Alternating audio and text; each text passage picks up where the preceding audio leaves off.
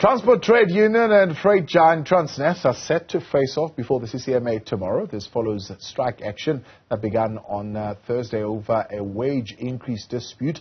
Workers are demanding a 12% hike, while the logistics company is only offering a once-off 5,000 rands gratuity. The parties will now meet at the CCMA tomorrow to seek a way to resolve the impasse. Joining us now to explain their labour action is Trevor Wasserfall, the Vice President of United National Transport Union, Transnet's biggest union. Trevor, good evening. Good to have you with us, and thank you very much for your time. The employer insisting that your strike is unprotected. What's your view? Okay, good evening to you and good evening to your viewers. We've heard all of these claims and statements from the employer. However, they would be aware that the urgent application to the Labour Court in terms of trying to interdict the action was dismissed. In terms of where we're coming from, we followed our processes very, very closely. We've done the balloting in terms of our constitution, number one. Number two, we've given the necessary notice because Transnet is not a state company. It's not a part of the state. It's actually a company, and we can give 48-hour notice, as has been the practice over the last 20-odd years. So, and also, of course, the picketing rules that is not in place. So, at this stage, the picketing rules, it's totally in the hands of the company that they have delayed this. We have, since we received our certificate non-resolution, been communicating to say, let's get the picketing rules in place. The company says there's no picketing rules, you can't go on strike. That's not a reason that there cannot be a strike. And we still, as of Friday, we found the company not having an appetite to actually sit down and engage with Labour on the picketing rules. So those are the three issues that the company is raising in terms of this not being a protected strike. From our side, we're saying we protect it and we're in line. Thank you. So what is going to be the nature then of your gathering without the picketing rules being in place? Well, obviously, you won't be able to be right on the company's property, so we'll be looking at neutral ground, and it will be peaceful. It will be peaceful, that you do not disturb anybody and you do not intimidate any other people that have a desire to go to work. And are you pinning any hope on the CCMA intervention in the matter? Well, actually we are, because the company's been reluctant. And I mean, I heard you say that the company's offer was of the 5,000 ex gratia payment. Currently, the proposal is between 3 and 4%, based on where you are in the grading system. Had you been the lower graded employee, you will be getting the offer is 4%. The medium category is 3.5, and then the higher category is 3. The other part of the proposal is that the back pay would be till April 2022, and this will be paid to the employees in basically 3 tranches, which will be January 2023, February 2023, and March 2023. The ex gratia payment of 5,000 rand, that comes into play in April 2023. So that's the proposal we have. So we are pinning our hopes that the CCMA would be able to get some form of movement from the company, because our members have clearly indicated to us that they are not happy with the proposal as is. We need to at least look at something CPI plus, and we know currently the CPI is running at 7.6%.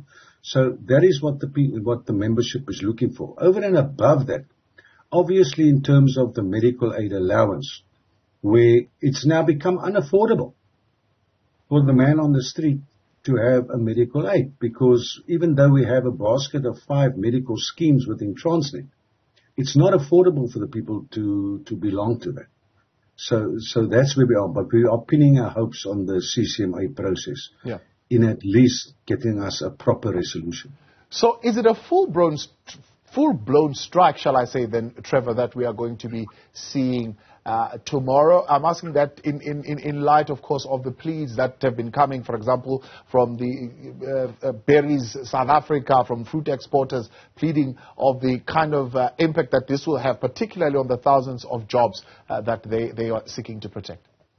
Yeah, I've seen the thing from the berries industry, but at this stage it's going to be full-blown, because you must remember it's Untu.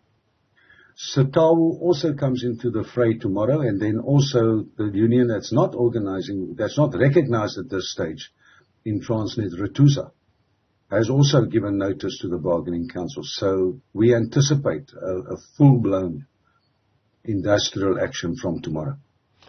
Are you willing to accept anything that the employer is going to present to you that is below, I suppose, the 12%?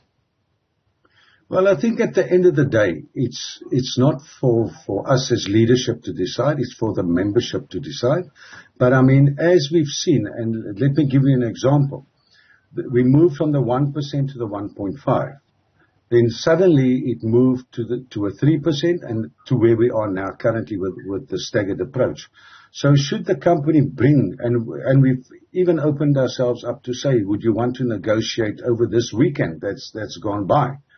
We would have made ourselves available. So we are hoping for something that would make the impact on the employee, that is everyday life, that it's something appetizing to them to accept. I mean, let me give you another example. The same proposal that's given to us, there's also a scenario that the upper echelons of management would be receiving a similar increase.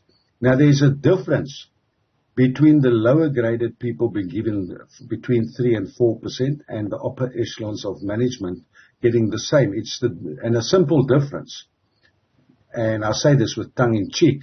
It's like being able to buy a loaf of bread to the man on the street and the manager being able to buy the whole bakery.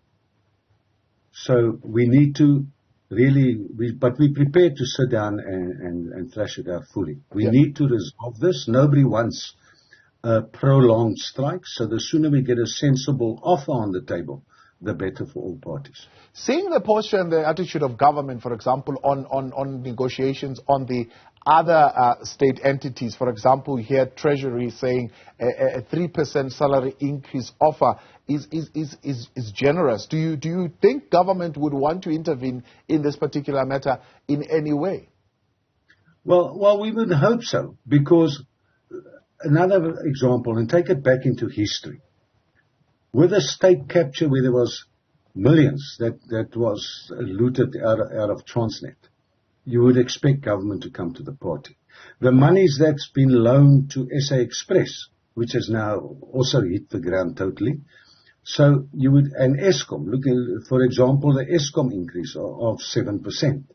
So you would say to yourself, why is government not actually coming to the party in these things? So we are really, and I mean, if you look at our communications as we've been putting out on a more regular basis, we are saying, government, you need to come have a look at this. DPE, Department of Public Enterprise, you need to come to the party and have a look at this. You cannot push all the historical things that happened, and now you want to tell the workforce, who's been working continuously and trying their utmost to get the actual operations within the various industries functioning 100%. You cannot just throw these people to the wolves now for things that have happened.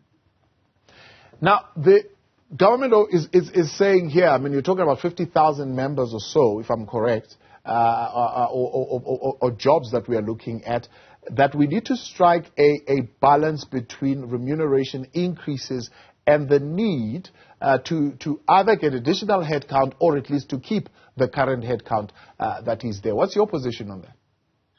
Well, in terms of headcount, how can you on the one side say we want to try and decrease the headcount, but you're continuously advertising positions?